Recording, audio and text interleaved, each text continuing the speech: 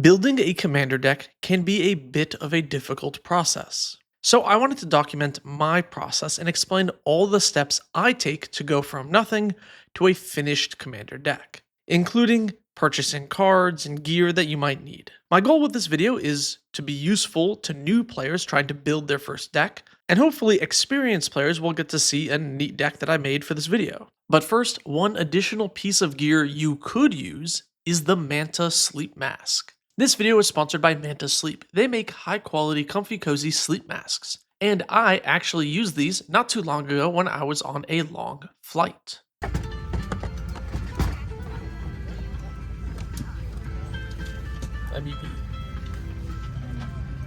They are very well made, and I love the eye cushions, which make these so much more comfortable than the crummy ones I got on the plane. And actually, peeling back the curtain real fast, I appreciate that Manta just gave these to me to try out before committing to any ad. I could have taken the product and bailed, but they wanted me to actually like it before doing an ad. I really appreciate that. And a lot of other companies would not be that confident in their product. But their confidence is well founded because these do hold up, and the Manta Sleep sound masks with built-in headphones are really awesome. I can't sleep with headphones on or earbuds since I'm a side sleeper, making these perfect for me to listen to when I'm falling asleep. They also have other great sleep products like this white noise machine if that helps you snooze. Using my discount code TTM or direct link in the description will get you 5% off, and it supports the channel. Thanks to Manta Sleep for sponsoring the video. Picking cards for a commander deck is rather simple, since almost every card ever printed is legal to play. And because Casual Commander has a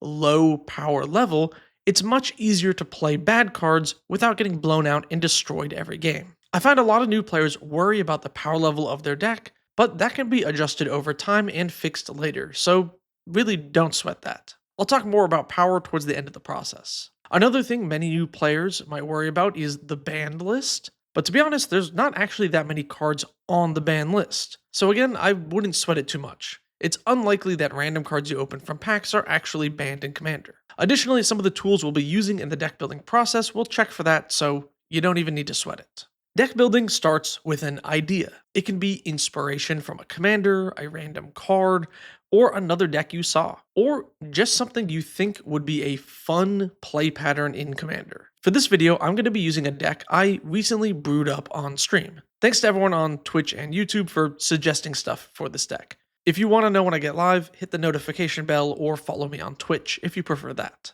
The idea is built heavily around the commander Karn the Betrayer. This card is very weird. Let's give it a read. Karn is 3 in a red for a 5/1 Astartes Berserker. Karn must attack each combat if able. And when you lose control of Karn, draw 2 cards. And then if damage would be dealt to Karn the Betrayer, prevent that damage and an opponent of your choice takes control of it. Most people play this as some kind of chaos deck where you just let Karn roam around the table. But my idea is to play politics. I want to turn this creature into Trade Secrets. Trade Secrets is a broken magic card, which is banned in Commander. The plan is to use deal-making and politics to pass Karn back and forth between me and one player, so we can draw a billion cards and beat down the rest of the table. Or I pass it to other players in exchange for political deals. So that's the plan. Play this, make a deal, ping or damage him in some way to get Karn back. Yes, I know Karn can be given to anyone, but the idea is I'm making a deal here. I'm offering it to one player in exchange for the fact that when Karn takes damage, it'll go back to me. And one thing that I think makes this deck idea worth pursuing is doing the thing, which is playing Trade Secrets, is not the same as winning the game. This is a key distinction here. If your idea for the deck is you have to do this into this, which wins directly, then you're going to struggle to actually execute that plan, because your opponents have to stop you from doing your thing, otherwise they lose. With this Karn plan, the thing is just to make deals and trade cards around, which a lot of players will want me to do, making it a lot easier to execute this game plan. When building your deck, I highly recommend using a deck building website to help with your list. I'm going to be using Archidect in this video, but Moxfield, MTG Goldfish, or any other deck building website works totally fine. These will also highlight any errors in your deck, like the inclusion of a banned card or a game changer, which I'll talk more about later in the video. I'll leave a link below to the actual rules of the commander format. This explains how deck building works, but for the most part, it's 100 cards, no duplicates other than basic lands, and one legendary creature will be your commander. There are a few exceptions to the whole one thing in the command zone, but for the most part, this is how it works. I don't know why the website says 3 to 5 players. It's a 4-player free for all, and I would consider 3 and 5 not the optimal way to play Commander. Very strange. Anyway, link below to that if you're completely new to Commander and just want the rules. We have the Commander already, it's Karn. Next, I like to start with the mana base. Luckily for this deck, it is mono red, so the mana base is not particularly complicated. At this point, the mana base doesn't need to be finished, but I like to get a baseline. I'll start with a rough number of lands. For a more control-oriented deck like this, I would usually shoot for 40, but because we have card draw in the command zone, I think 38 might be alright. So we'll start with that. I'll add a few mountains and then some utility lands, then a few specific lands for this deck like Homeward Path, Bolduvian Trading Post, both to get Karn back, and then Reliquary Tower. Yes, Reliquary Tower is a specific card for this deck. Do not play it in a random commander deck, it's mostly bad. And then I want to add the modal double-faced cards that are lands on the other side, especially the ones that enter untapped. To find these cards, I can use 2 tools, Scryfall and EDH Rec. EDH Rec shows me what cards people play on average in a given commander deck by gathering data from online lists. It's good to vaguely see what people are playing and generate some ideas, but I wouldn't use it for much more than that. Scryfall also helps me search up cards by color or type. In this case, I can sort for MDFCs or modal double-faced cards in mono red, and then I can find all the ones that are lands and add the ones that I think are best to this list. Next, I'll add any ramp if needed. Ramp refers to any card which lets you accelerate past the +1 mana of playing your land drop every single turn. For this deck, I don't need too much early game ramp. I don't want to cast my commander early without a way to control where he goes. But I do want a lot of mana in the late game due to the amount of cards I'm going to be drawing. So my ramp package will reflect that, with cards that give me large boosts of mana so I can set up my commander in the first 4 to 6 turns, and then cast lots of spells in the late game. Now that we have our mana sorted, we need to actually play cards that execute our game plan. So let's remember, we want to attack with Karn, have one player agree to block it, this lets us draw 2 cards, and then we need some way to deal damage to Karn so he gets back to us on our turn and doesn't get passed around. So in red, we have many creatures that can ping. We can add some of those. There's also cards like Pyrohemia or artifacts like Staff of Nin that gives us ways to easily deal 1 damage to Karn.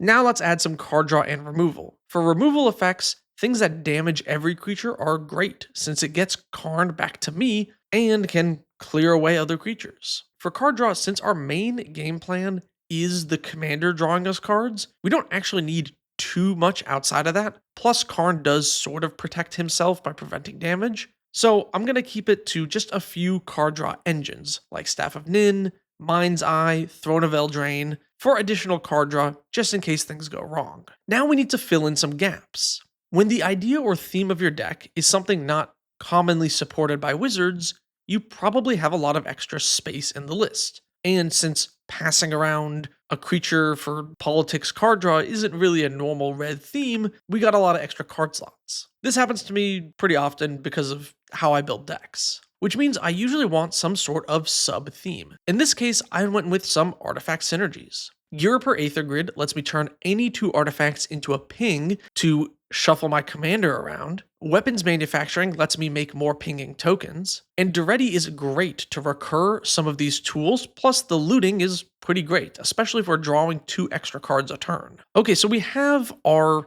rough game plan. We have the politics, we have the artifact sub-theme. How do we actually literally win the game? With something like Duretti in the late game, I can get a Wormcoil engine back and forth by sacrificing tokens. Same with Goblin Welder. Making all those extra tokens and attacking with big creatures like Wormcoil is pretty powerful. Additionally, I have Slicer, Hired Muscle, and Alexios, which are both powerful late game red finishers that after a Board Wipe are able to swing around the table and close out games when players' life totals are a little low. Additionally, cards like Fishing Gear and Death Kiss can be ways to either grind for value or cause a ton of damage to my opponents. This deck is a slow political control deck, so we don't need big flashy finishers. The incremental damage from looping worm coils with a goblin welder is what we're aiming for here. This is where I would then begin to think about the deck's power level and bracket. The bracket system is a set of guidelines to help players better explain power levels. This list does not need any of the game changers to function. Adding game changers would typically put it in bracket 3, but since I have none of them, I'm leaning towards 2. Additionally, looking at this list, it gives resources to my opponent, is very slow to win, and does not deny any lands or mana from other players. So I think the play patterns of this deck are easily beatable with regular removal that every color has access to, which means I am comfortable putting this card list in bracket 2. Then I have a final checklist. Can this deck deal with an indestructible permanent of any type? Can it deal with a land if there's a powerful land that I need to get rid of? Or can I exile a graveyard? Chaos Warp covers most of that, and Scavenger Grounds is graveyard hate. So I have at least one way to deal with most things in the game, which means there's always an out I can draw into. And remember, this is a politics deck. I can have my opponents draw into the outs as well. Now we got 100 cards, but the deck building process is far from over. So I'll take this list in whatever deck building website I'm using and then play against nobody. This is called gold fishing. That's where MTG Goldfish got their name, if you didn't know that. I wonder how many new players even realize that. Anyway, this is where I want to see how the deck feels, because if it feels bad when I'm playing against 0 opponents, then it's probably going to feel way worse with people throwing removal my way. This will also usually result in a lot of tweaking and tuning of the list. Playing this deck list, making an adjustment, and then testing a few more times, over and over again until the deck feels good, is what I do before even considering buying a single card. Now let's say I do really like how the deck feels, and I don't want to make any immediate changes. Now it's time to buy the cards. Now buying a full commander deck can be a little tricky, so I want to give you some advice. The main issue with buying singles for a whole commander deck is usually the shipping costs. You want to buy cards from as few sources as possible to avoid buying 100 individual packages and quintuple the cost of your deck. One of the best ways to avoid this is to find a local game store that has cards you need. This helps you cut back on shipping costs, and supporting your local game store is always great. Additionally, I would recommend using larger online retailers like Cool Stuff Inc. or Card Kingdom or TCG Direct to get the majority of your cards to avoid having to spend a lot on shipping. Now, full disclosure, I am sponsored by Cool Stuff Inc. and am implicitly biased towards them, so keep that in mind as I give advice. My code TTM does give a discount and it supports the channel. I do appreciate it if you use it, but if you find the cards for cheaper elsewhere, you should do that. Additionally, if you're starting from nothing, I would skip out on basic lands. Instead, going to places like your LGS, Cool Stuff Inc., or even Amazon, and buying some of these basic land packs will get you all the basics you need for a pretty cheap price.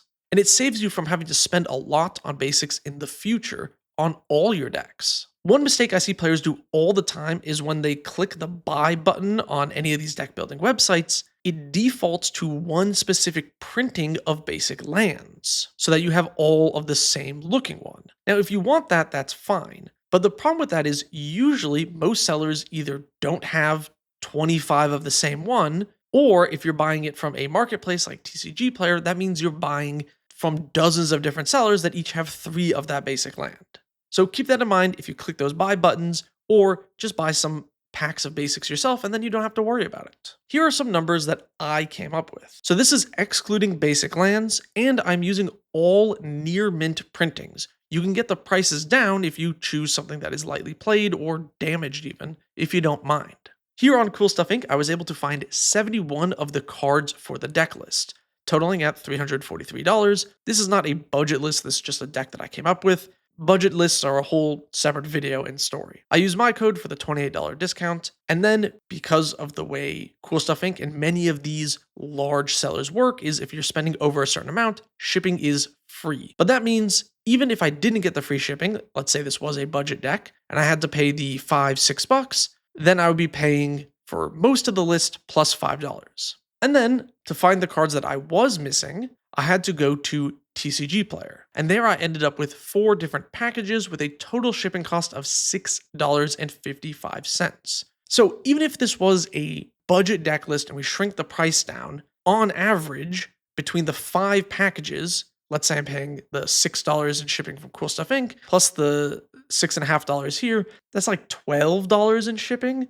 It's not that crazy, and if I really stretched it a little bit more, I could probably get it down even lower. Certain cards like fishing gear were just out of stock at Cool Stuff Inc. But if I found a different replacement card that does a similar effect, I could shave the shipping cost down even further and just get a different card from Cool Stuff. Buying a commander deck is often going to take a little bit of finesse and using multiple sellers to get the best prices and the lowest amount of total shipping. A lot of people commented on my video about precons saying that you cannot buy a full commander deck without paying $50+ in shipping. And I just don't have that issue. I've never run into that problem before, and maybe people were confused about how this works out. But it is often worth paying a slight premium on the cards to buy from a bigger seller than paying the additional amount of shipping over and over again from a bunch of different sellers on a marketplace. So please keep that in mind when you're comparing prices.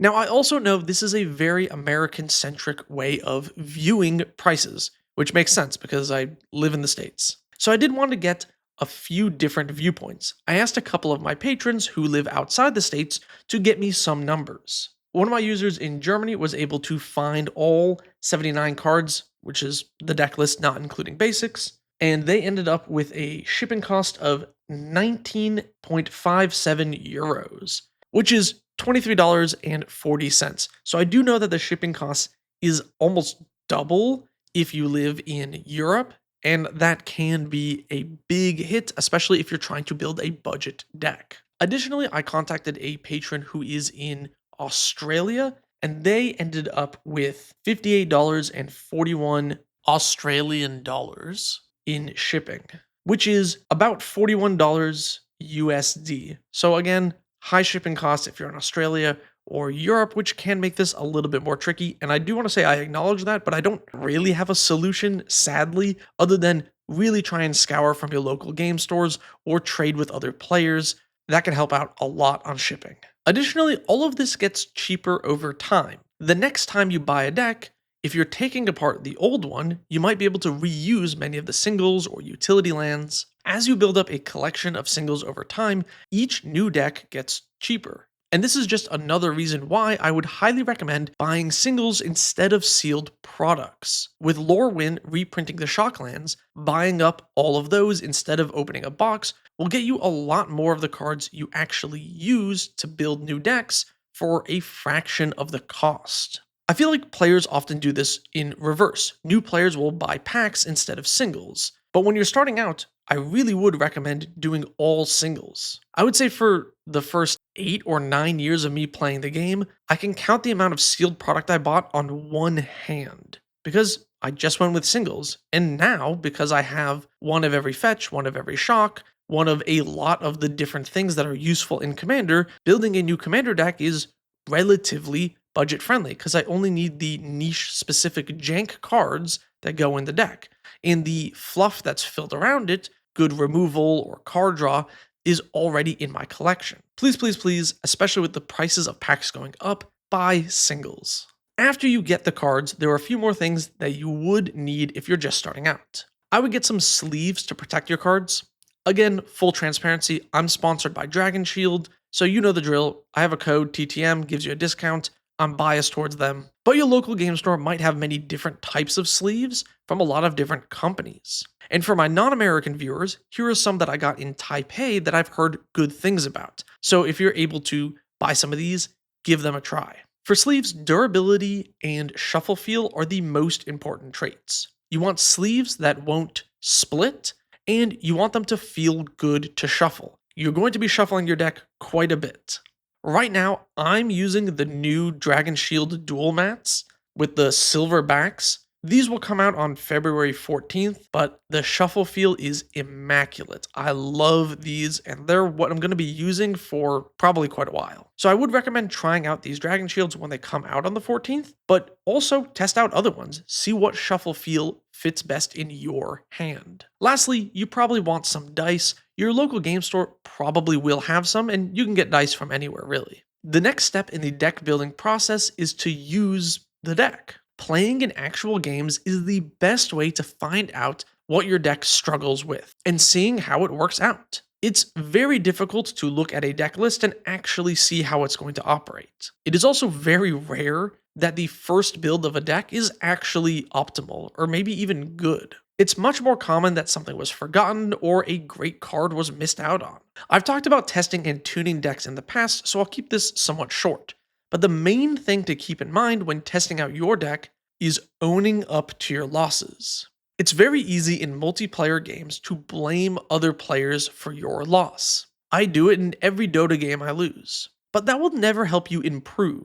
The only thing you can actually control is you and your deck. As long as you focus on what you could have done better or how you could change the deck and improve it, then your deck will improve and your gameplay will improve. Lock in that mindset, and I promise you over time, your deck will get better. So, how good is this deck that I made? Link in the description if you want to see the full deck list. I have no idea. I think a lot of it comes down to how well you can play the politics game, or maybe this deck just sucks. I have no idea. I don't really ever consider a list finished or good until I've actually played it quite a bit and gone through many revisions. Very few decks are ever really properly finished. But if you try out this list or something similar, please let me know. I would love to hear how it goes. Jonathan Warner asks, if you could create a plane for a set, what would the theme be and is it inspired by anything specific? Also, how old are you? Look at that, Jonathan, cheating with 2 questions.